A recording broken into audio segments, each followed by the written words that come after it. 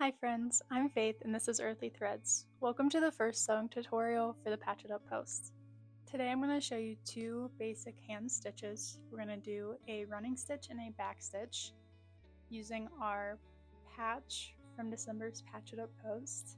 So for this patch I just did a zigzag stitch around the edge, and when I show you how to sew it on, I'm actually going to roll mine and sew on top so that the raw edge is hidden. However, you can do it either way. I personally love a raw edge and would just sew over top of the zigzag stitch, but for the sake of this video I'm going to show you how to make a clean stitch by rolling the edge. The whole point of the Patch It Up post is to upcycle our old clothing in our closet or to thrift something and make it new. So I'm going to be using this jean jacket top dress that I've had since I was in high school. As you can see, I've tried to do something on it before and it didn't work. I just really love this item and have kept it for so long because I want to do something with it. So I think by adding all the patches we do this year, I'll actually wear it and I'm excited to see how it turns out. So grab your item and let's get to it. If you have any questions at all, just comment them below and I will always respond to your message.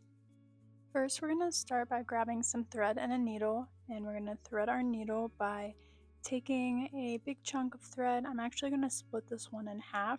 It's embroidery thread, so there's 6 strands and I'm taking it down to 3. We're going to take our thread and thread it through the eye of the needle, pull it through, and then tie a knot on the longer end of the thread. I like to tie the knot like 3 times just to make it a little bigger so that it doesn't pull right through our fabric.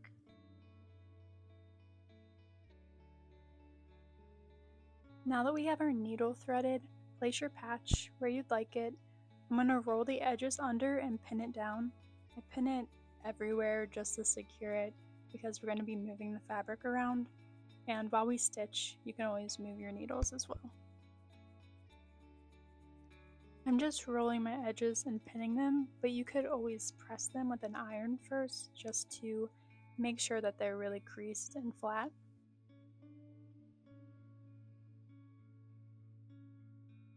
Now that our patch is secured where we'd like it, we're going to start stitching. The first stitch I'm going to show you is a running stitch. So come through the back of your fabric, go about 1/4 of an inch, and we're going to stitch back down through our material.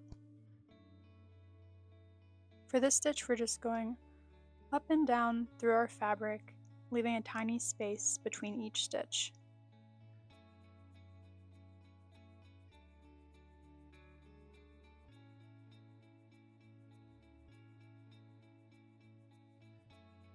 As an embroidery artist, the running stitch is one of the most basic stitches, but it does the job and really secures a patch to the fabric.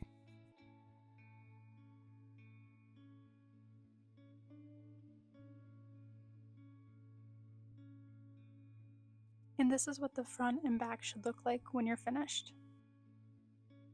The second stitch we're learning today is the back stitch. We're going to start by coming up through the back of our material. Again, we're going to go 1/4 of an inch in front of that stitch. Take the needle back down through the material, and instead of pulling all the way through, we're going to pinch the fabric and bring it up another 1/4 inch from that stitch. So here you can see I'm taking the needle back down through the end of my last stitch, pinching the material here and coming up 1/4 inch from my previous stitch. This is called a back stitch because we're stitching backwards to go forward. I hope that makes sense. And you'll probably find it easier to just watch how I'm doing it instead of my explanation. This is a back stitch. I think it makes a really clean line around the patch. It's probably one of my favorite stitches to use in my embroidery work.